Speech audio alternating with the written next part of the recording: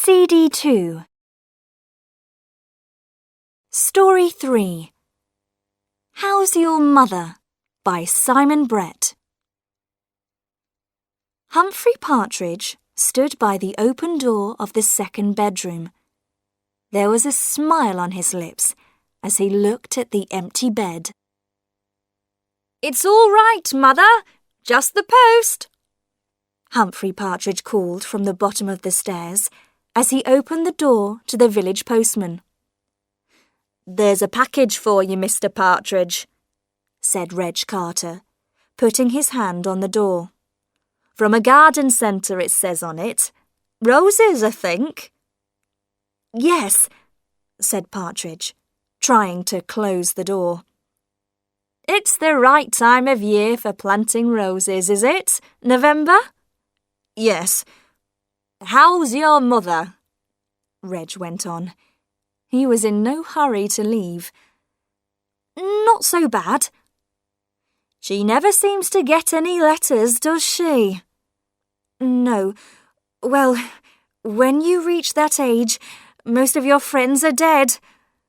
"Oh, how old is she now?" "She was 86 last July." "That's a good age. She doesn't go out much, does she?" "No, not at all. Now, if you'll excuse me, I have to leave to catch my train to work." Partridge closed the door and called up the stairs. "Goodbye, Mother. I'm off to work." On his way to the station, he stopped at the village shop to get his newspaper. "Good morning," said Mr. Denton, the shopkeeper. "How's the old lady?" "Oh, not too bad, thank you. For her age, that is." "Oh, Mr. Partridge," said Mrs. Denton. "There's going to be a meeting in the village hall on Sunday about—" "I'm sorry, Mrs. Denton. I don't like to leave my mother at weekends. I'm at work all week, you see." He hurried away. "He lives for his old mother," said Mr. Denton. "Well," said his wife, "she probably won't live much longer. She's been in bed ever since they moved here. And how long ago was that? 3 years?" 3 or 4. "I don't know what he'll do when she dies." Someone told me that he was talking about going to live in Canada. "Well, I expect she'll leave him some money." When Mrs. Denton expected something, everyone in the village soon heard about it. In his office that afternoon, Partridge was getting ready to go home when the telephone rang. Mr. Brownlow wanted to see him. He hurried to his employer's office. "Humphrey, come in and sit down." Partridge sat on the edge of a chair. He was going to miss his train. Mr. Brownlow said, "You know I intended to go to Antwerp next week for the meeting." "Yes." "Well, I've just heard that I must go to Rome tomorrow. Parsons is ill, and I'm taking his place. So I'd like you to go to Antwerp on Monday." "Me? But what about Mr. Potter? He has a more responsible position in the company." "He's too busy. It will be good experience for you. So I'll ask my secretary to change the tickets." "No, Mr. Brownlow. You see, it's rather difficult." "What's the problem?" "It's my mother. She's very old and I look after her." "Oh, it's only for 3 days, Humphrey, and this is important." "I'm sorry. It's not possible. My mother—" There was a pause. Mr. Brownlow was looking annoyed. "All right then. You can go now. or you'll be late for your train." Partridge looked at his watch. "I think I can just catch it if I hurry." "Oh, that's great." His employer gave a cold smile. "Mother, I'm home. It's exactly 6:35. I had to run for the train, but I caught it." Humphrey Partridge hurried up the stairs, went past his own bedroom, and stood by the open door of the second bedroom. There was a smile on his lips as he looked at the empty bed. It was Monday morning, and Partridge was making his breakfast. He turned on his cooker and prepared to boil an egg. It was an old cooker, but it still worked well. He looked out of the kitchen window with satisfaction. During the weekend, he had dug the garden and planted all the roses. The doorbell rang. It was Reg Carter, the postman, with a big package in his hand. "Sorry, I couldn't get this through the letterbox." Partridge could see that it contained more information about Canada. He would enjoy reading that on the train. "Oh, and there's this letter too, but nothing for the old lady. Is she all right today?" "Fine, thank you." Partridge managed to shut the door behind the postman. He opened the letter. When he saw what was in it, he sat down at the bottom of the stairs, feeling weak with shock. He had won a large sum of money in a competition.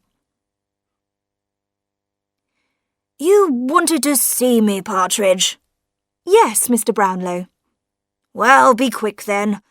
I've just flown back from Rome." "I've come to tell you I'm leaving." "You mean you want to leave the company? This is sudden." "Yes, I'm going abroad, to Canada, with my mother." "Well, you can go in a month. I need a month's notice." "Is it possible for me to go sooner?" Mr. Brownlow suddenly lost his temper. Yes, go today." Partridge got home before lunch, feeling pleased. He had telephoned a man who had agreed to sell the house for him, and he had completed the forms necessary for living in Canada. He opened his front door and called out, "Hello, Mother, I'm home." He stopped suddenly as he saw Reg Carter coming out of his kitchen. "Good God! What are you doing here?" "I was passing the house and I saw the smoke." "How did you get in?" "I had to break a window. I've called the police. I explained it all to Sergeant Wallace." Partridge's face was white. "Explained what?" "About the fire. There was a fire in your kitchen. You left the cooker on, and the curtains were on fire. I was thinking of your mother upstairs, not able to move, so I put the fire out." "Oh, thank you. That was very good of you." "Then I wanted to see if she was all right. I went upstairs. All the doors were closed. I opened one, your room, I think. Then I opened another. There was a bed there, but there was no one in it." "No." "There was no one anywhere. The house was empty." "Yes." The postman stood there, looking at him. "I thought that was rather strange, Mr. Partridge. You told us your mother lived here." "She does. She did. She died." "Died? When?" "You said this morning when I asked." "She died 2 days ago." His face was red now. I'm sorry. I can't think straight. It's the shock, you know. I see, Reg Carter said quietly. Well, I must go now. It was about a week after the fire. Of course, Reg Carter had talked to Mr. and Mrs. Denton, and they had talked to almost everyone who came into the shop. Sergeant Wallace, the village policeman, had heard a lot of strange stories about Humphrey Partridge, so now he had decided to go and talk to him himself. Partridge opened the door slowly, and the sergeant went straight into the sitting room. It was full of boxes. You're packing your books, I see, Mr. Partridge. When are you going to Canada? In about a month. And you're going to buy a house there, I hear. Yes. You're going alone. Your mother's not with you now. No, she died. Yes, that's what I want to discuss. As you know, this is a small place, and most people take an interest in other people's business. I've been hearing some strange things about you. People are saying you killed your mother to get her money. That's stupid. It's not true. Perhaps.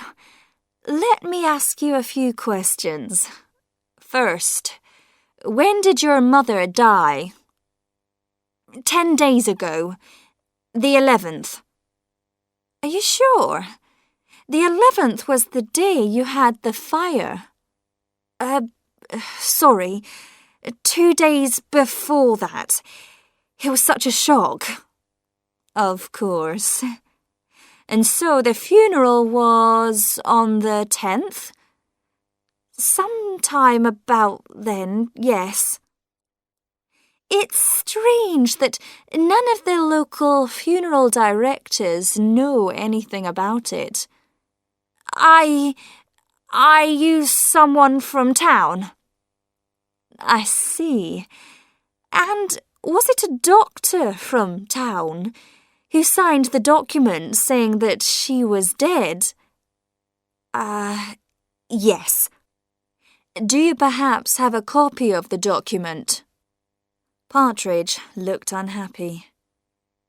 You know, I don't. I'm afraid, the sergeant said, that suggests there may be something unusual about your mother's death. Now, if a crime has taken place... No crime has taken place, Partridge cried. I haven't got a mother. I never saw my mother.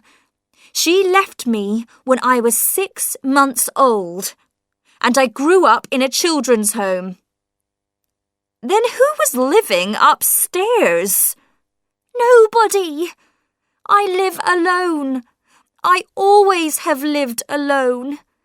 I hate people. People are always asking you questions. They want to come into your house, take you out for drinks. I can't stand it. I just want to be alone. Sergeant Wallace tried to stop him, but now Partridge couldn't stop. But people don't allow you to be alone. You have to have a reason. So, I invented my mother. I couldn't do things. I couldn't see people because I had to get back to my mother.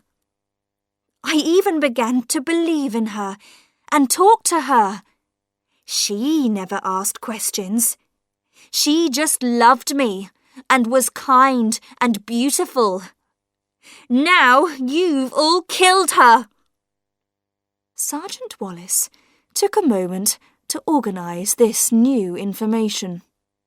So, you're telling me There never was any mother. You didn't kill her because she wasn't here. And how do you explain that you suddenly have enough money to go to Canada and buy property?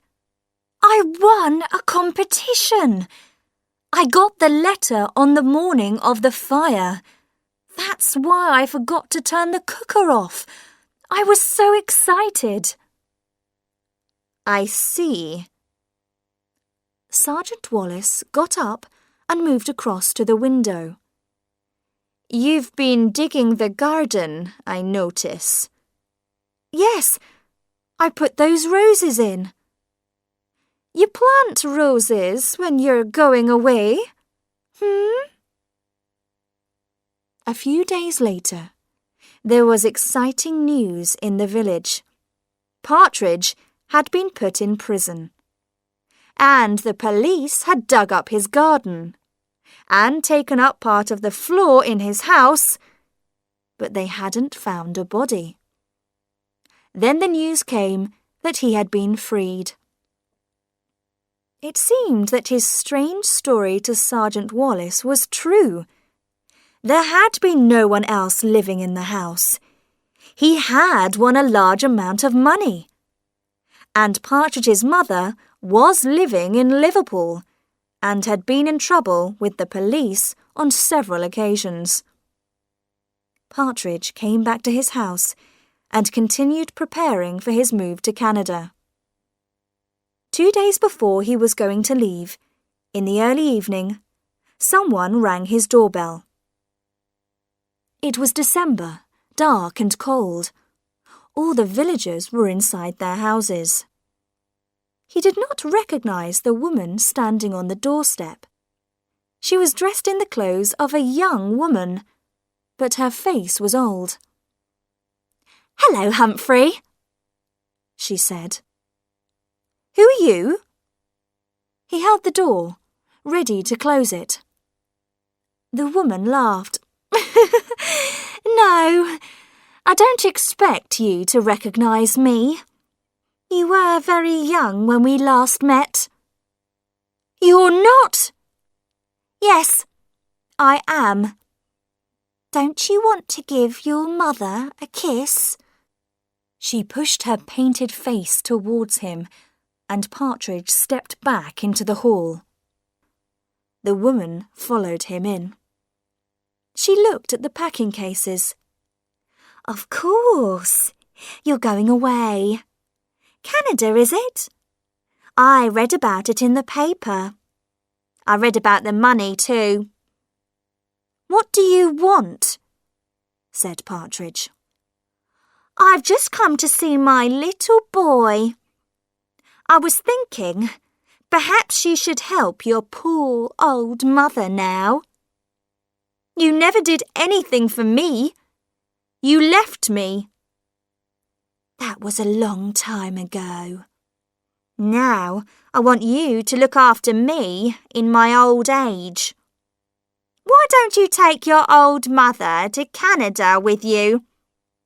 "But you aren't my mother," he spoke quietly.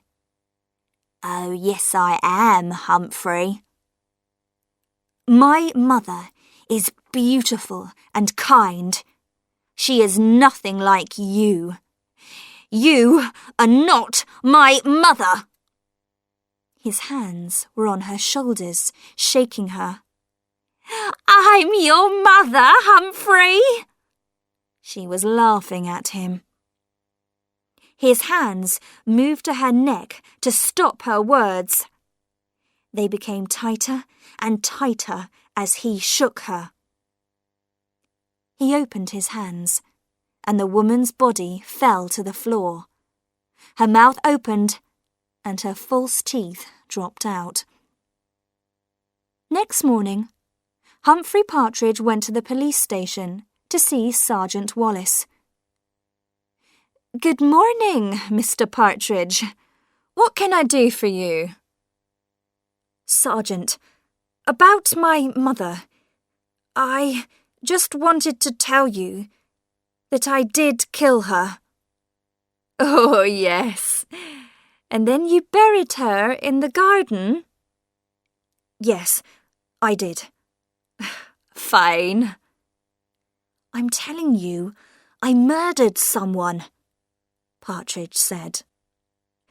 Listen, Mr. Partridge, said the sergeant. I'm very sorry about what happened, and you can have a little joke if you like, but now I have other things to do, so... You mean I can just go? Do, please. To Canada? Anywhere you like.